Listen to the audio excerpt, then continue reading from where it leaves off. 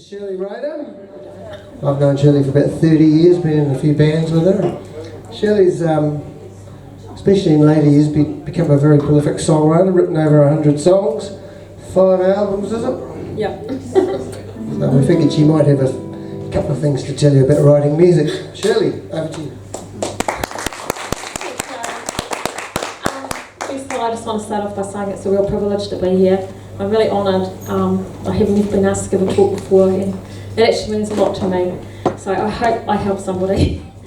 And so yeah, my name's Shirley Ryder. I have a degree in education, although I haven't taught for yonks. I'm a singer-songwriter, that's what I really do, I guess. Now I'm going to be moving quite fast today because I've got half an hour, so if I move too quickly, there was a video thing there, I'm taking a video of it. I'll give it to Brian at the end of it, and if anybody that wants a copy, he can email it out to you along with a summary of some of my notes. And a few other things that I should be talking about, but I can't fit into the half hour. So, yeah, I hope that helps. Anyway, so to begin with, I just want to start off by saying that rules are made to be broken. So, although I'm going to be starting off with some ideas or rules or whatever you want to call them, just talking about things like that. If your song works and it doesn't fit my rules, then everyone loves it and they're singing it, then who cares? Unless they're singing it because it's bad. So you just have to work out if it's good or it's bad. But you know, it doesn't have to be exactly what I don't want you to get hung up on my rules. So, but the other thing is give yourself a free license to write. I always say that because I write books as well. So at the beginning, you know, if you're writing a song, so for example, if I wrote, "It's doing in my head, it's going round in circles because of John," I might at the end go back and edit and take "because of John" out, you know what I mean? But it might give me a good idea, like it might have been what triggered off my song. So it stops me being pretentious if I can actually get out the real emotion, because that's what you kind of want to get out at the beginning. Who's John? I don't know. I just thought if I said John, then I won't upset anyone. I don't know John. So. As opposed to people I do know. So I edited to say. Anyway, so moving on, and I think Jan's put up there a little board. So basically today, have you not done that? Sorry. Oh, she's going to do that. On the chair beside. So we're going to be, basically just, I mean it doesn't matter if that's up there or not really, but I'm just going to be talking through a few things like melody, lyrics, and well, the first section is lyrics and melody, and then a little bit on arrangement at the end with a summary, just so you know what's happening. But to start with, I guess, just to say that my songs, you know, they're made up of your songs lyrically, which is words, and melody, which is your tune, la la la la la, you know, your main tune, and your arrangement that fits around the tune. If that is, the more of those things that you have that are strong, the better the song. That's what I wanted to say. You know, so if you've got 3 things that are strong, then that's all the better. So, I don't know, you don't have to do it in this order. I'm just doing it in this order for the example of illustration. But anyway, start off with your genre. You can cross over genres, like I never know what my genre is half the time, to be honest, but you know, I'm just saying it just so you know. So genre really means the type of music, so I know the blues. I got the mind to a blues or something. Whatever. My 5 Mercedes Benz swiped. I got the vibe to a blues or something like that. That's kind of your blues, so you're working on your 7ths. Usually it tells a sad story, and yes, usually it's on 7ths, and it kind of goes round and round in circles. Country is kind of the same, and then it normally tells a sad story, but it's not, you know, it doesn't necessarily go on blues. So, for example, Jolene, Jolene, Jolene, Jolene, I'm begging of you, please don't take my man. But I could actually slow that down if I wanted to cross genre it into something a bit bluesy, but not total blues, like Jolene, Jolene, Jolene, Jolene, I'm begging of you, please don't take my man. That kind of gives it a more of a different feel, if you can get what I mean. Yeah. I find it easier, it's the way I think it's easier for me to demonstrate rather than theoretically show you. Anyway, Then you got your pop rock, which is, you know, I just think of pop like, you know, it's kind of like a catchy little chorus. So, still in my head that's going round in circles, which I wrote, that would be the catchy bit. And rock's kind of the same, except it's just a bit heavier. It usually revolves around that catchy little chorus. And I'm going to go into those, what I mean by a chorus, later. And the verses kind of explain the hook. You probably know some of this already, but it's just that I'm just talking the basics today. And you got, you know, things like reggae, folk. There's a new genre. And pop, and probably today I'm probably doing country more than anything, which is my song, The Linear Line, which we'll actually play for you afterwards too. Anyway, moving on to the structure of the song. Just before that, the chorus and the hook, quick definition. I think it's on the board, I'm not sure. So the chorus, like I said, is the catchy hook. So it's the bit that you just sing the same words and you go round and round. You know what I mean? Like, yep. And the verse is the definition I would give for a verse is what tells the story around the hook or the chorus. So, I don't know. It's still in my head, it's going round in circles. Like that would be my chorus though. And then why am I still here today? I'm explaining it in my chorus verse, sorry. You get what I mean? So the verses support the hook. Now, just also to point out before we move on to the next bit, which is song structures. Obviously not. There are more song structures than the ones I'm giving today, but these are the more common ones. So I'm just going to be using my song, The Linear Line, mostly to demonstrate it. I don't know why I just chose that song. So you'll hear it at the end, so you'll be able to hear it properly in its full entirety. So you can start, as I've got on the board, chorus, verse, chorus, verse, chorus. So for example, and I'll do a half a verse just to speed things up. Going nowhere on the linear line, even rock and roll heroes run out of time on the... Now I'm coming up, that's the verse now. The linear line, that's my chorus. Or my hooky verb. Okay, so you can hear that. So I will repeat the chorus in that case twice, and then so this whole place in this particular first structure though, sorry, it's going to be starting on chorus. So it'll be the linear line.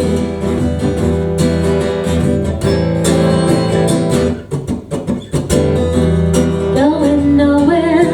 You know what I mean? So I'll be coming chorus, verse, chorus, verse, chorus, verse. I can do it 3 times, I can do it 2 times, it won't matter. And that time I think I wrote 2, or I could start on the verse like I just did before, which is verse, chorus, or I can make it 3 times, which the linear line is, or I can do something called a bridge. But a bridge is basically what takes your song into a new direction, and it usually comes back and resolves it. So this might sound a bit funny because I don't have a bridge in this song, but something like this. The linear line.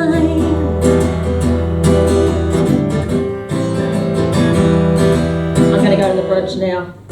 Everything is temporary on the linear line. Now I'm going to come back into my hook, my chorus.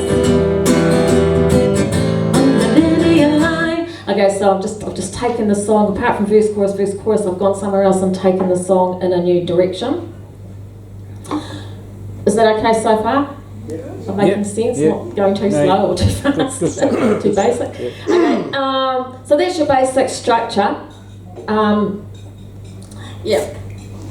I'll come back and talk a little bit more onto that bit later. About lyrics. So lyrics are just basically the words in your song. And so you've got your hook, the linear line. Now we're going to brainstorm a verse. I would just brainstorm some ideas. What do I want to talk about? The linear line to me is the line of depth. Gosh, I'm stuttering a lot. So, if it's the line of life and death, it's like, well, you've got your birth line here to your death line, so I'm probably going to think about what goes on in my life. You know, like I've said in my song, you know, people dying. Elvis dies, so he's fallen off the edge of the cliff. So what's life all about? You know, just brainstorm your ideas, and once you've got some good ideas of where you're going with your verse, that's going to surround your hook, then you are going to work out a rhyming pattern. So you could do A, B for your rhyming patterns. Mine's buying money, spending time.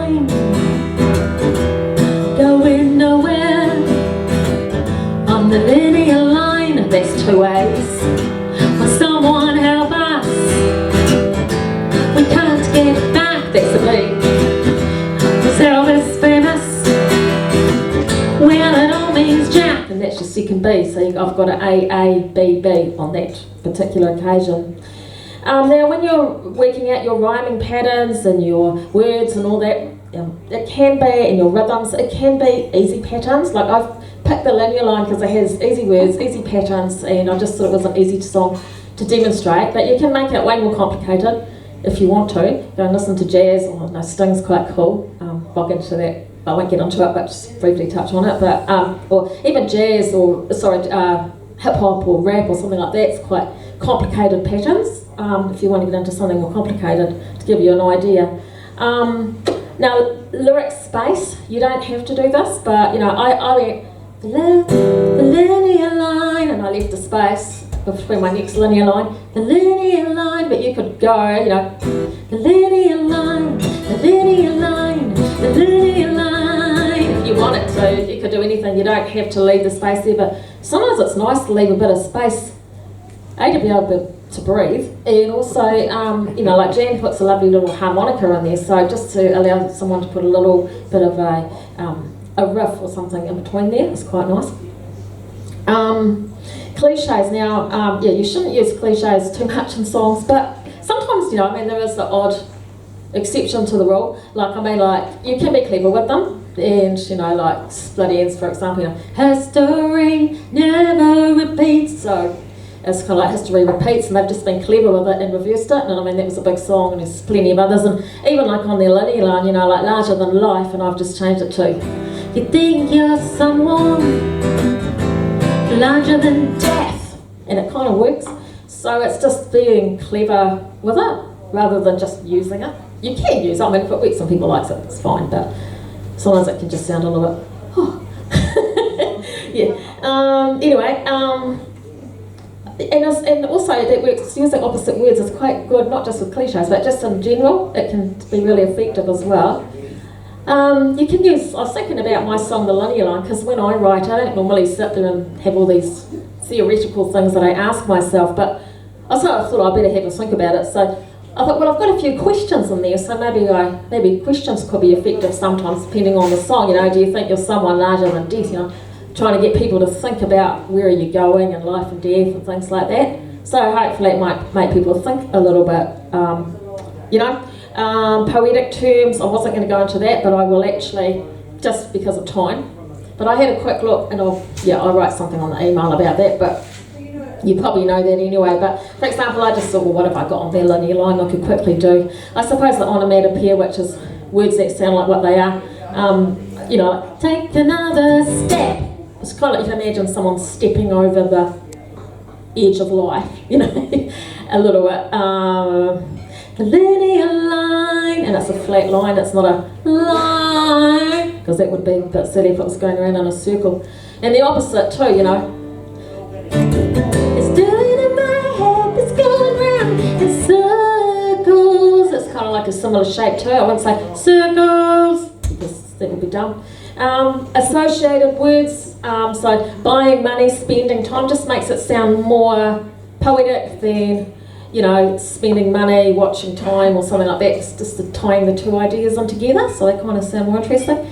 Now, and probably helpful tools that you could use for your lyrics could be obviously a thesaurus and also a rhyming dictionary, but you don't have to buy one. If you've got the internet, they'll just be on the internet anyway, so yeah. Okay, moving on, and melody, that's our second part. Obviously, like I said before, it really just means the main tune. Now, usually it's what we sing, or it might be what you're whistling, or it could be dum dum dum dum dum dum dum dum, can't touch this, dum dum dum, which is a bass riff, but it's like a tune. It's just the main tune as opposed to your chords or whatever. So yeah, that's basically what your melody is. I'll get my next page of notes. So what you want to do is you just want to try and write a catchy, just kind of fiddle around with some chords or something and write a catchy, doesn't matter if you write it on the piano or you pick it out on your guitar or you sing it, but you're trying to write something a little bit catchy, so the verse will say in the same tune normally and the chorus will be the same tune.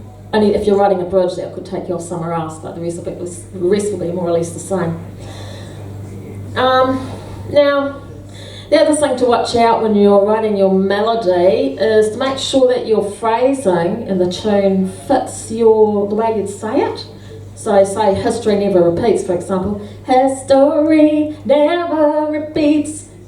It's like history never repeats is how you say it. Like you wouldn't say history never repeats, because I know it sounds basic, but you know, it's just it could help someone. So you don't, you always make it sound like what it's pretty much. I mean, like there are the exceptions. Like for example, I wrote a song years ago, and it kind of had this bit at the way. If we're just pretending, I don't want to go on with you. Brian knows it.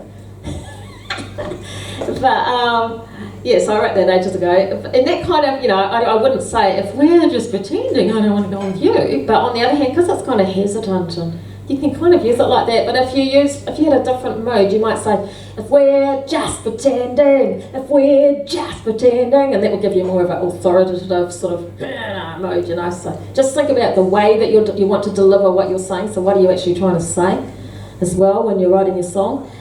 Now, I suppose, like, I have been told that most of you can play chords on the guitar, so just in case those that can't, I might just quickly explain it very quickly. So a chord is like, well, that's like basically a D if you're just doing an open chord, or you know, notes. It's made up of notes. Dum dum dum, and you just strum them. Okay. So just for the sake of time, so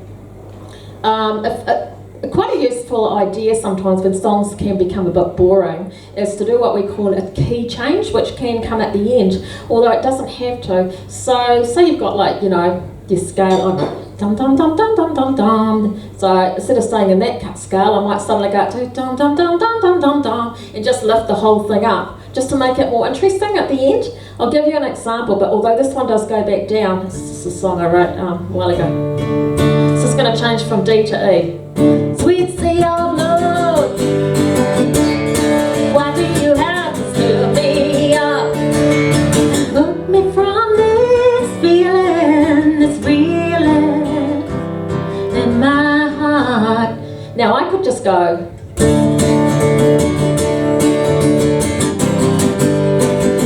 Okay, just same key of D, or I could change it up to E. So hook me from this feeling, it's reeling in my heart. And now I'm going to change it up a key.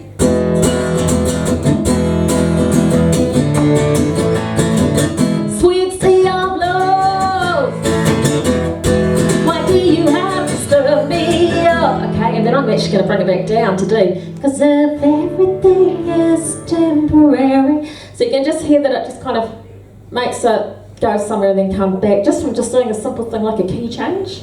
Yeah. And you can put those at the end of your songs too. So that's just a little thing to remember if your song's getting a little bit boring. So then, basically melody tools. So things to help you with your melody would be, you know, I would actually recommend that you have a cell phone or something that you can record on, because you might just be sitting in the bedroom or somewhere and you had this really cool idea. Driving. I know, I wasn't going to say that. When I'm driving. I wasn't going to say that, Brian. Don't say that, Shirley. Don't say that. That's what I'm saying. Anyway, so you turn on your phone, not in the car though, unless you have someone else there, and you just kind of sing or you talk into it and then you go back to it later. Or, and the other thing is too, like obviously, like, some people might just sing, and I've written songs before, not in the car obviously, but just, you know, like without my instrument. So you know, you can actually, if you can't play an instrument, you can still write a melody without an instrument and then take it to someone afterwards. However, if you can just learn 3 chords, and you can use a capo, which is just that thing that sits on there and it slides up and it changes your key every time you play the same chords. So that, you know, I mean, a lot of, you know, that Glorious song, hey, that's just 3 chords. Heaps of songs are just on 3 chords, hit songs. So you could write a hit song easily on 3 chords. That's all you need to learn for the beginning. At the beginning. And anyway, moving on, so yeah, so I just thought I'd bring that up just as helpful tools towards writing melodies. If you play the piano, that's good too. You've got a right hand and a left hand, which is good. So moving on then to arrangement or accompaniment, and that's basically what you're playing on your instrument, usually around your voice. So, what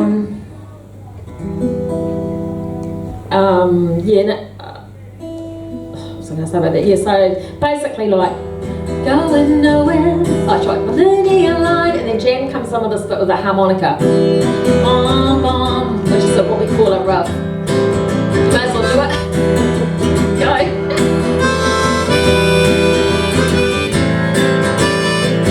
So that's going to be our riff. So that's really cool.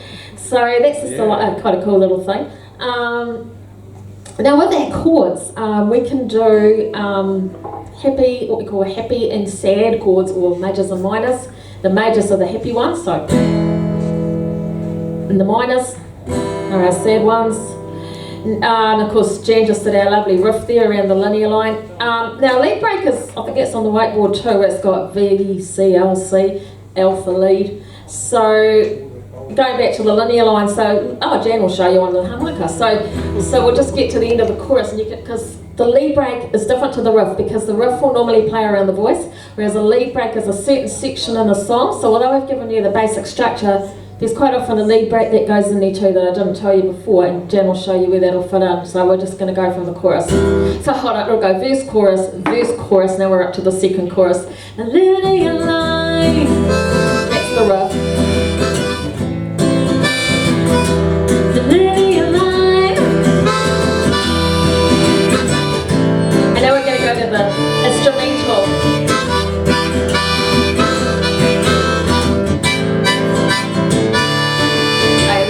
Gives you an idea, and then you get back into the next verse or wherever you're going. Again, chorus, it depends what you're doing after that.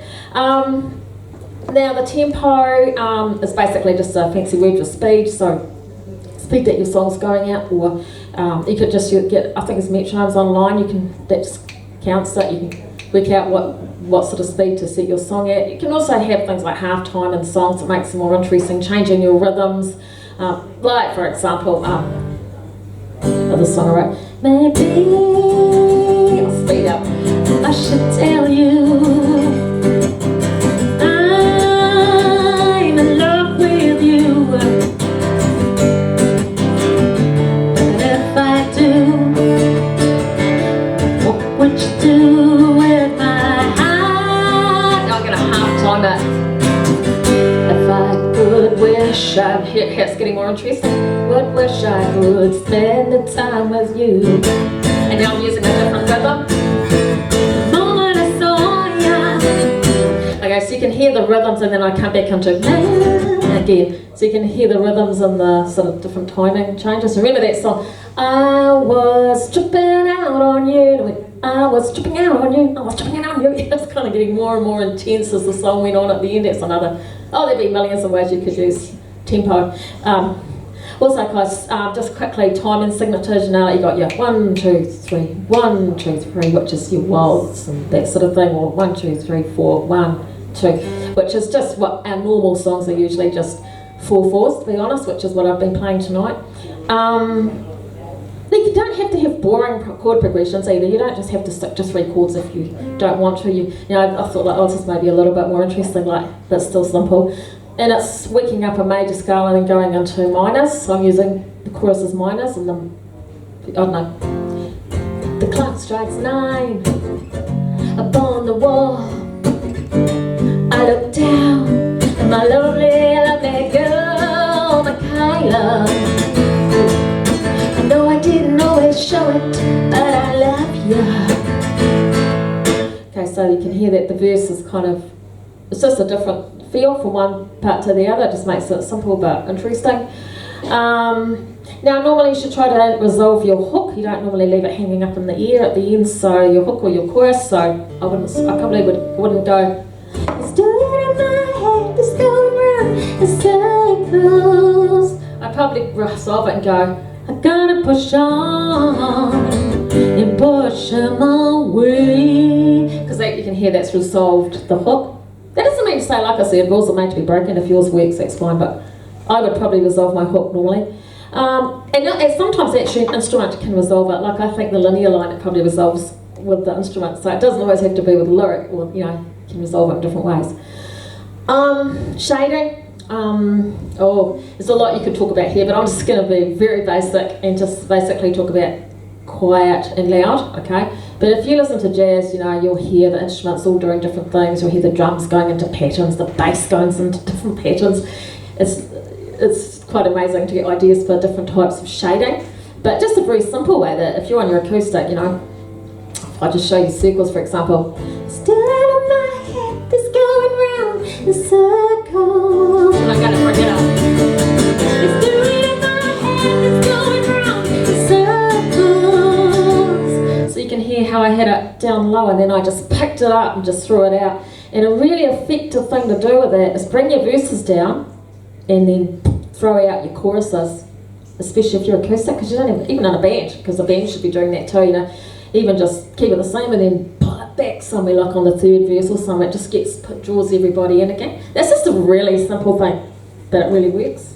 So that's shading. So when you have finished your song, I don't believe it, I'm nearly up to the end. When you've finished your song, get your little phone that we talked about and record your song into it, just sing into it, have a listen back, critique it. Did I have clumsy words? Did I have crap tune? Was my hook up in the air? Did I use too many cliches? Whatever. And then edit those things. Then come back to it the next day and check again, because sometimes we love our song and go, yay, that was great, and then the next day you think, oh no, that wasn't so great. And then, I don't know if you guys joined up to APRA, but I am anyway, and it kind of helps to protect your song. So in case you write a #1 hit song, and also they're supposed to help collect. I think I wrote it on the whiteboard too. Help collect fees for you. And if you ever do live performance and licensed venues, you can actually claim off on your original material from APRA once a year. So that's worthwhile to do too. I also have a page which I'll leave in my email that I'll send to Brian. It's just for those of you that are on Facebook and want to hook up with other musicians. It's a page that I hardly ever go on, so it's nothing to do with me. But it is to do with me. It's my page, but I don't use it much. But it's basically it's just called Musicians Wanted, BOP New Zealand, I think. And it's on Facebook, and you can just hook up with a musician. So say you looking for someone to play the guitar for you, or looking for a studio, or looking for someone to write with, or something like that, you'll be able to join up with that page. And I think there's 3 questions to get on, and if you just say folk club and one of the questions, I'll know to put you on, because I just approve the people. So to summarise then, give yourself a licence to write, go back and edit. Afterwards, pick your genre. Or you don't even have to pick your genre, to be honest, but just be aware that there are genres. Structure your song in whatever format we talked about, or another one, because those aren't the only ones. You've got hymns and things like that, which are quite different. If you're doing one of those structures, then you can begin at your verses, you can begin where you want, okay? You can begin at your feel with your instrument, but most people start with their hooks, but that's not a rule, you don't have to. But just remember that if you're writing one with a hook, that's normally your catchy part. So the easiest way is normally to write the hook and then just write around it. But you don't have to do it that way. So brainstorm the verses, use your poetic devices to make your words more interesting, which I will write in the email. Work out your rhyming patterns, make sure your phrasing fits the tune, the wording phrasing.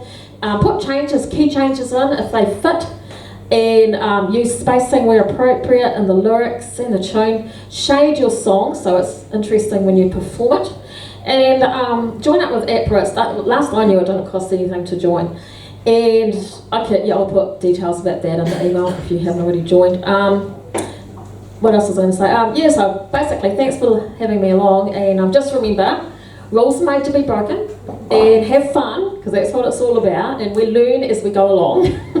And don't get hung up too much, just enjoy what you're doing. And it's all filmed, so hopefully it all comes out. You can get a copy of that if you want one. And I'll send it in the email, and if you have any questions, just see me or Brian afterwards. Yep, cool, thanks. Thank you very much. Okay, so the song that I've been talking about today, one of them, the most one, is Linear Line. So this is linear line, and I'll get on with it because I know we're short for time. Yep.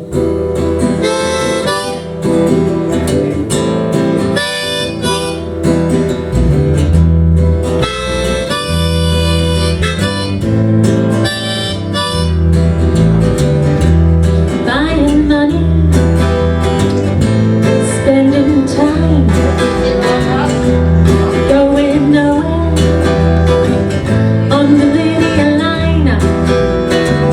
Won't someone help us?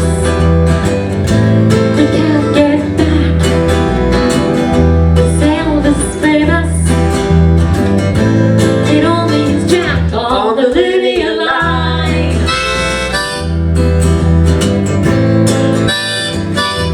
The linear line.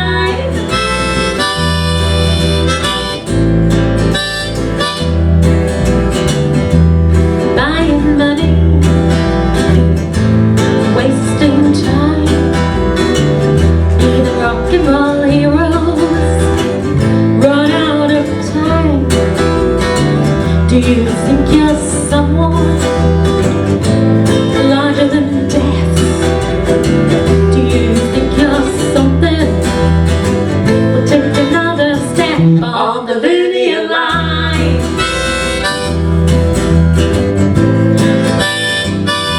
The linear line.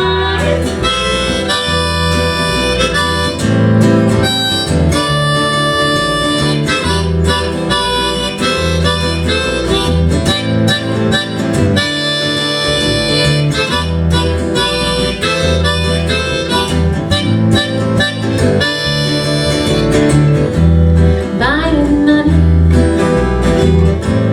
wasting time, feeding egos on the linear line. Do you think you're someone larger than death? Do you think you're something? We'll take another step on the linear line.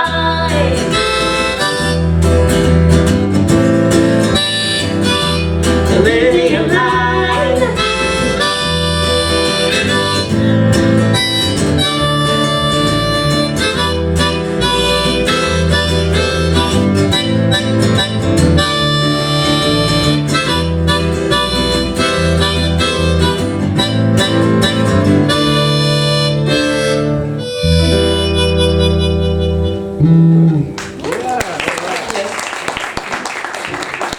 So this next one's called Circles. Why am I still here today? Waiting for tomorrow. As it takes me away, somewhere he'll never follow. It's going in my head, it's going round in circles.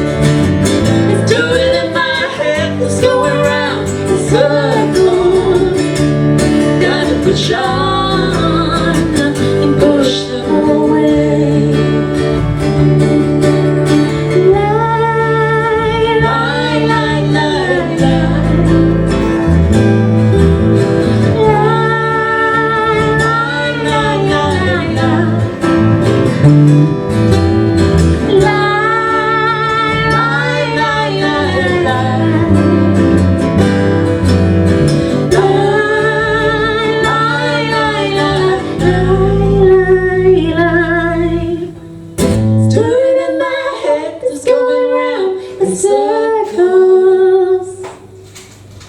A story in my head that's going round in circles. A story in my head that's going round in circles. Yeah, I gotta push on, push away down. Yeah, I gotta push on, push them away. I ended a little bit slow. Oh my God. Thank you. Let everyone have a go. Okay. Thanks very much. And thank you, Shirley. Okay. And welcome, Jan. Thanks. Thanks very much. While the next lady's coming up, I just thought I'd, she'll probably growl at me, but Shirls is having an album launch this coming Saturday at a property just out of Te Puke. So if anybody wants to go along,